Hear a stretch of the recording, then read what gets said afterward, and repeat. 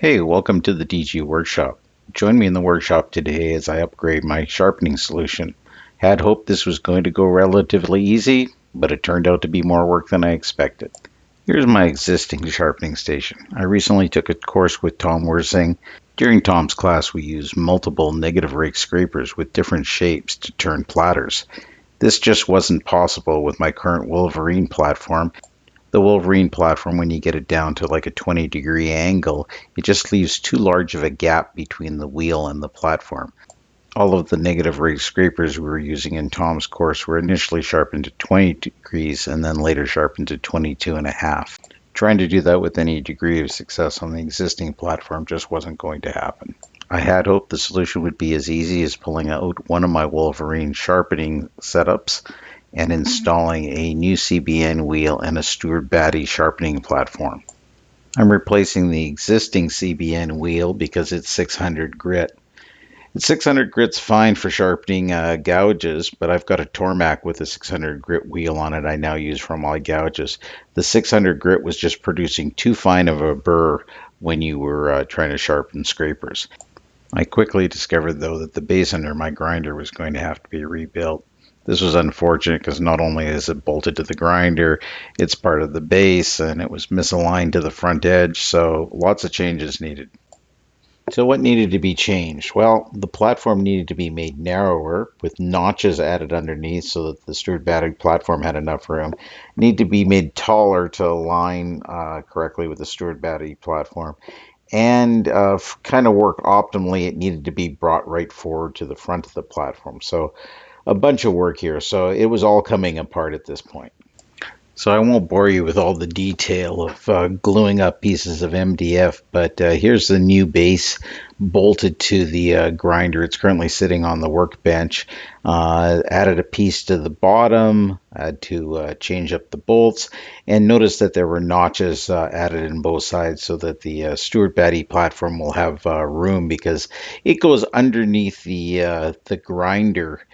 Even on the more common grinders, you'll notice that when it's mounted, it also seems to have some room so that it can align properly. So here's the Stuart Batty platform installed with the new CBN wheel and the grinder mounted to the front of the platform. Notice how close Stuart's platform can get to the wheel. Even as you adjust it, it's meant that it never backs off from the wheel. It always rotates aligned with the wheel, so you never have to move it in and out. Here we're taking a look at how the platform goes slightly under the base. I was able to get the screws in after positioning the base, but it was very tight. If you try to move the platform away from the base, then the edges of the grinding platform hit the CBN wheel. Here's a good look at the Stuart Batty grinding platform from the side and the Woodworking Wonders MEGA Square 350 grit wheel. The two lower knobs on the platform lock the front adjustment from moving in and out. It is extremely secure. Once locked, there is no movement at all. And the upper knob, with a corresponding one on the other side, allows the platform to rotate. Here you can see the arc that it rotates on. What's nice is as it rotates, the platform doesn't move away from the wheel at all. Platform's undercut so that you can get it right down and nothing's rubbing against it. This is where the Wolverine platform, I would be a half an inch away if I tried to get the platform at this angle. So here's the final configuration. The platform on the left with the MEGA Square wheel, 350 grit, will allow me to put a nice burr onto scrapers, while the wheel on the right, I'm still set up with the Wolverine system because I do want to be able to rough out new gouges and be able to take material away faster than I can do on my Tormac on that.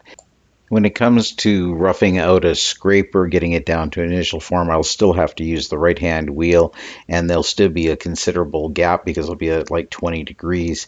If that does become an issue, Stuart sells an alternate arm for his platform, which is compatible with the Wolverine. It didn't look quite as secure as his base, so that's why I didn't go with it on the left, but I could use one of those on the right and have both systems installed at the same time. Thanks for joining me today in my workshop, as what I expected to be a quick upgrade actually took a couple afternoons to complete. Hope to see you again soon. Stay well.